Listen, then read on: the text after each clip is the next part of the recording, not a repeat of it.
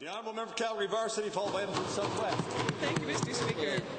Last week, my Calgary-Varsity constituency office hosted a forum on K-12 education for parent councils and principals from the 27 schools in our constituency. It was an invigorating session with many good ideas explored, and there are a few in particular that I promised to pose to our Minister of Education. Some grade 12 students I spoke to were concerned about their class sizes, even anticipating classes of 50 students in their next term's calculus class. To the Minister, when you say research supports the view that class size doesn't matter, but students are genuinely concerned, what's your response to those concerns? Honourable Minister. Mr. Speaker, first of all, I'd like to commend the member for her engagement with her community and putting on this open house. We were happy to provide some staff there to help her. As I've said before and said in this House, class size does matter. That's why we track it, and that's why it's one of the places in the budget that we actually increased funding last year to $248 million. But it's not the only thing that we track, not the only important thing, and it's not the most important thing. Outside of the involvement of the parent, the most important thing is the quality of the teacher.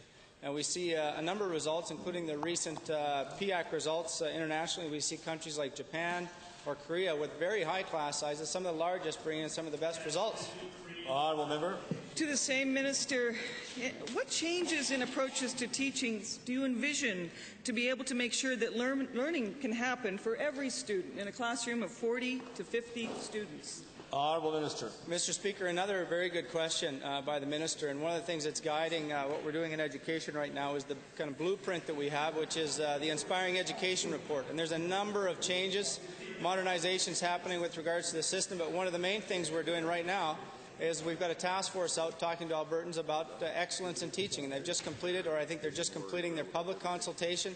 And I'm very excited and very interested to see what that group is going to come back with, because they're going to talk about the things that teachers need to be excellent and how class size contributes and the diversity in the classroom and the time they need to prepare and others.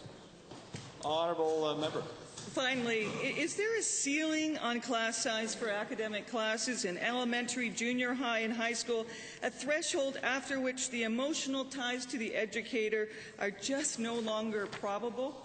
Honourable Minister. Mr. Speaker, we do have guidelines for the class sizes that we track every year, and school boards report on that, but it's an average across the jurisdiction. It's very difficult and virtually impossible to give hard caps on what a class size could or should be, because every class is different.